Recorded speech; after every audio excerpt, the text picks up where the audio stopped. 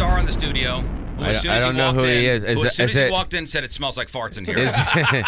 Is it who's the famous black person that's in St. Louis all the time? He's like on that show, Housewives of Beverly Hills. Oh, Nelly. Nelly, yeah. Is he like your like? He's our messiah. Yeah, he's rolling, right? Yeah. Okay, I got to be cool. You didn't see the statue of Nelly outside the station? I'm sure, right? He's underneath the you guys have the arc thing? Yeah, the arc. Everyone yes. got so excited. Look at the arch. It's so cool. It's not like I've never been to St. Louis. Ladies and gentlemen, that voice right there is Pauly Shore. Oh, you just lost ratings just now. People are turning the station. People are very excited to hear from you. Yeah, people are turning the station like, oh, that guy. Oh, let's go to the urban channel or the country station right now. Listen, a lot of us, myself included, grew up with you. Yeah, sorry to hear that. Sorry, you're a part of my childhood. Dude, is this like a beard? Is this like there's beards and farts in this place? That's pretty much all it. these dudes with beards. 3 disgusting men in here and 1 female. Yeah, That's she's not here though. Moon. No, Moon. He's the most chick-like thing we could get. That guy, right? Yeah. He gets a lot of vagina. Yeah, he's for a rock sure. star. Yeah, Oh, yeah. absolutely. So I should be hanging out with him. Probably. Yeah, He's probably right. He's kind of like my dad used to tour with Elvis Presley, like back in the '60s or whatever. And Elvis, Elvis used to obviously get a lot of babes. Yes. And my dad would always get the extra babes. So this guy's probably got a lot of babes. So he'd get the runoff. Yeah. Yeah, the I'm Elvis sure Moon runoff's can gotta be deflect good. him right to you. Yeah. Well, actually, I should get his cell phone. Myself, Jeff, Tony over here, and Moon in the other room, all married. Oh, Moon's married too? Yeah. Oh, that's good. More girls for me. There you go. Now you're gonna tell me back in the days when you were on MTV, what 1980, late 80s, Yeah, early 90s. Yeah. early 90s. Yeah, I mean, yeah. how was it as far as chicks go? Well, put it this way. I'm glad they didn't have cameras back then. Was it? I mean, just Because I would be screwed right now. you were just a master swordsman back then. Yeah, weren't well, you? it was like I used to go on tour with the bus. I even came through St. Louis. I remember St. Louis is such a cool town, because I remember getting a lot of vagina in this You town. don't have to kiss our ass. No, I'm just saying. I remember the strip clubs. You have like 3 or 4 in a parking They're lot. still here. Oh, yeah. It's on the east side. Is it still good? Or is Oh it, yeah. Really? Oh, Yeah, those it's have real not good. changed. Really? I probably went out with their moms. But the the best daughters part, are now the stripping. best part about that strip club is like I know you'd walk out and there'd be like beef kebabs. That's right. Dude, Yeah. best $9 chicken sandwich I've ever had in my life. Amazing, Yeah. amazing. And you know what's sad is like I'm older now, so like I know I'd be inside the strip club and I'd be like, maybe we should go outside and get a sandwich first and come back in here. That's still the way it is. Things have not changed over there on the east side. Yeah. Like I you remember meeting a lot of girls at that strip club. You get like the parking lot hamburger where they just dip it in barbecue sauce. I Yeah, mean, it's it's not terrible even- for it's you. not even You cooked know all the it's raw way. meat. Is there a penthouse club and there's like another club, right? Yep. What's the another club called? PTs PT's, yeah. Diamond, Penthouse, Penthouse, yeah. all right there. Yeah. and then Pops right there. Further down is the Hustler Club, a little further into Yeah. Illinois. So back in the day, we used to roll in a tour bus. I had a tour bus, like kinda like a rock and star. roll, yeah. And that's how we used to roll into town. So I remember coming through here on a tour bus. So like the Weasel would roll into town, and That's when I was on MTV, though. Well, even after that, but even yeah, after that, I mean, you're a yeah. movie star and doing the MTV thing. I just Yeah. remember you doing the spring break thing for MTV all those years ago. I mean, it was always like a ton of chicks around. Yeah, we had fun. You had to have no game. Excuse me? You had to have like no game to get these chicks. I mean, they were literally throwing themselves at you. No, you had to be famous. Because Well- I remember the first time I went down there, I wasn't famous, and it was hell. You couldn't get anything? No, it was basically Corey Feldman was getting all the girls, and me and Christian Slater were in our hotel room at the Ramada Inn going, this sucks. And you couldn't even get Corey Feldman runoff? No. No, but then year 2. What about year 2? Then after that, and then it was cool. And then he was getting your seconds, Corey Mhm. Feldman. Well, that's how it is. MTV was that. That's how it is. I mean, how'd you get picked up for MTV? I mean, first of all, you have a famous parents. I mean, your mom ran the Comedy Store in Los Angeles. So you were hanging out with, I mean, these big-time comedians, I mean, since you were a young kid. Yeah. So I just, I don't know. I got on MTV when I think it was like, I was like, I don't know, 21, 22, 23 around that time. Yeah. And it just kind of blew up from there. Yeah. And didn't, so we were talking about Sam Kinison off the air. Did he not take you under his wing? Yeah, he had the drugs. Sam Kennison had the drugs. No, I was a short order cook at the Comedy Store in Westwood. Mm-hmm. There was a Comedy Store in Westwood because my mom wouldn't buy me a saltwater fish tank. So I wanted to get a saltwater fish tank because James Bond got vagina. My motivation was always about the vagina. How am I going to get the vagina, right? And I said, if I got a saltwater fish tank in my room, at 14, 15, 16 years old, girls would walk in my bedroom and be like, "Oh my God, you got fish! These are cool." And then I could have and sex their panties would melt off, kind of like James Bond, right? You know what I mean? 007. Their clothes would just melt off seeing a fish tank. I didn't know that was a thing. So I was a short order cook at the Comedy Store in Westwood, and Sam used to perform there, and he would go on stage, and we became friends. And then he got you, some help starting out of the business. Not really. I just kind of opened for him, and then I did my own thing.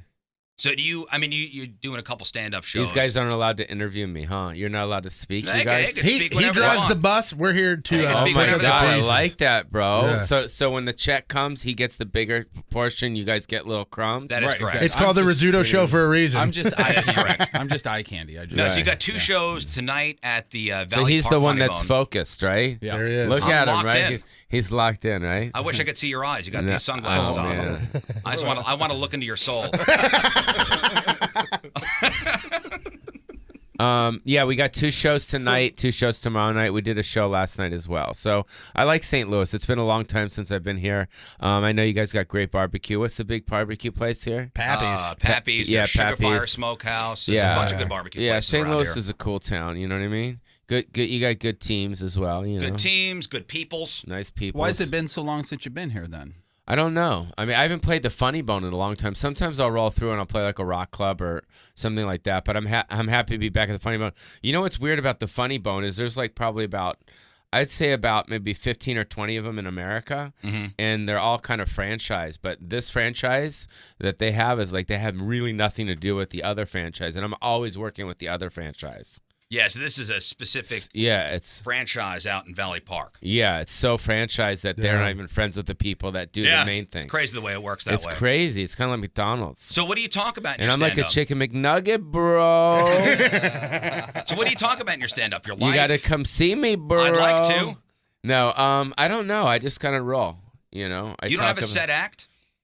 Last night I didn't do a set act. I just kind of rolled.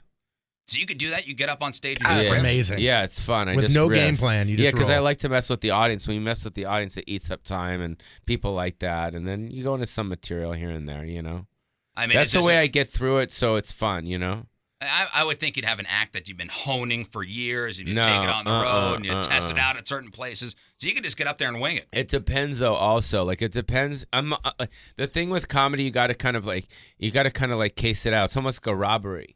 You know what I mean? Like a robber, kind of cases out a bank before they go rob. They don't just rob it. They got to case it out for a little bit. It's kind of like how I do with my audiences. Yeah, so you'll feel out the audience first. before, and then I know kind of where I'm gonna go. And, do you know what I mean? Yeah, I get that. I know, I'm just gonna screw around, or I'm gonna kind of screw around and do some material. I gotta stick to my material. These people are old and crusty. I gotta go clean. You know what I mean? Right. They're kind of rowdy. I can go blue. Do you go with a situation when last time Tracy Morgan was here, which was 2 marches ago, something like that? My little brother bought us tickets, and we were in the 6th row. Wow. And we were very conscious of not wearing something that would make us stick out because we were afraid. Well, yeah, you guys have brains, though.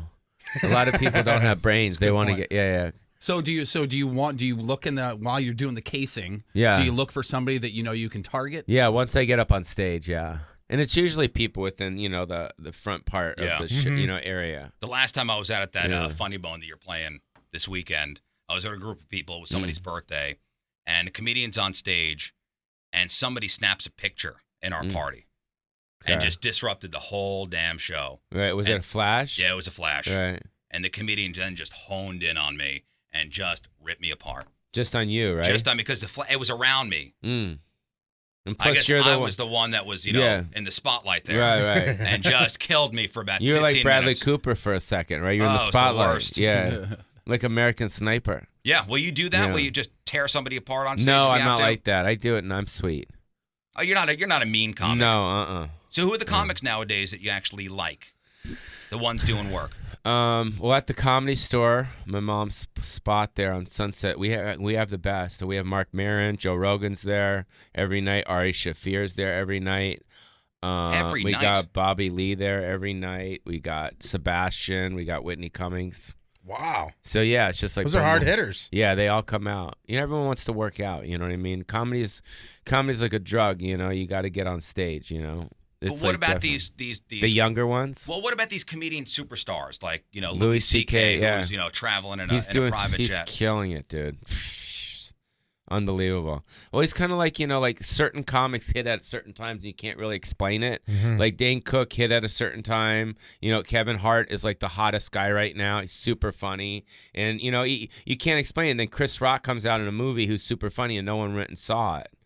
You know what I mean? It did okay, but it wasn't like, you just can't explain it. You know what I mean? You can't explain Louis C.K. You can't explain how he'll put his comedy stuff online and people download it and he'll make $1 million. You know what I mean? Yeah, you can't fathom that. My problem with Chris Rock is I'm used to him talking about all the not the controversial stuff, but the cussing and those kind of subjects, and then he puts out a chick flick almost, a romantic comedy or something with Adam Sandler to where there's it just but you got to strike I don't while think the iron's of Chris hot. Rock that way. Yeah, I don't know. I just think that it's like what's the deal? Like you can't really control someone that's actually like. Because at the end of the day, it's about like, okay, am I gonna put my shoes on, my pants on, my shirt, drive in my car and go there? Like, you can't control that. Like, what makes someone want to do that? You know what I mean? Like, what act? For instance, I'm performing this weekend. You know what I mean? People are listening to this. Like, some people are like, oh, I love Pauly, but I'm not going to go see him. Right. Some people are like, oh, man, I got to go see him. Like, so you don't know what that is. There'll be some people that'll go, oh, yeah, Pauly Shore, and then look you up on YouTube. Then there'll be other ones that'll actually get in the car and go to Valley Park and go buy a ticket. Yeah. So it's like Louis C.K., I think he just sold out like Madison Square Garden. Wow. The guy's going around in a private jet going from show to show. Yeah. God bless him. He's killing it right now. Strike while the iron's hot. Yeah. 100%. And he's funny and he's a nice guy. Great. And also, you got to understand something with Louis C.K., he started off as a writer. That's right. So, like, you know what I mean? Like, so he developed into like his acting and his stand-up stuff. So like his writing is like really good. So writing is hard, dude. Well, what do you do when you're not on the road? What I do? Yeah, I have what do you tons do? of stuff that I'm working on. Tons of stuff. For example? I had a huge documentary that just came out on Showtime. It's called Pauly Shore Stands Alone. It's up for an Ace Eddie Award at the biggest award show in Hollywood right now. Congratulations. Oh, that's awesome. Yeah, man. it's cool. It's gotten all great reviews. I'm about to make a deal with a company to do a documentary series. I don't know if you ever watch CNN? Mm-hmm. Yeah, every once in a while. Lisa Ling's show, This Is Life? Yes. Mm-hmm. Her company, the company that does that is going to be producing something that I'm working on. And then I have a podcast out that's doing really well right now. So you're keeping yourself busy. Yeah. Yeah, I keep really busy, and I do 50 things. I mean, back home, isn't I it do funny 50 when you're not touring or you're not on MTV? Everybody's like, "Oh, whatever happened to Pauly Shore? He's sitting around doing nothing." Well, I mean, that's the 27 subject of. things Have you going seen Pauly Shore's Dead? Which is Oh, yeah. fantastic. Oh, It's amazing. Yeah, that's I really like that movie. It's really super funny. It came out in 03? Yeah, something like that. Yeah, no, it was like before its time. I think it was before its time, and it was like, I don't know, I was able to pull some crazy stuff off with that, Well, but you had a million cameos in that thing, too. Mm-hmm. Yeah, the documentary that's out, that's, have people call, they'll tell you about it. It's been on Showtime. It's dope. It's really good. I'll watch it. It's sick. It's a straight doc,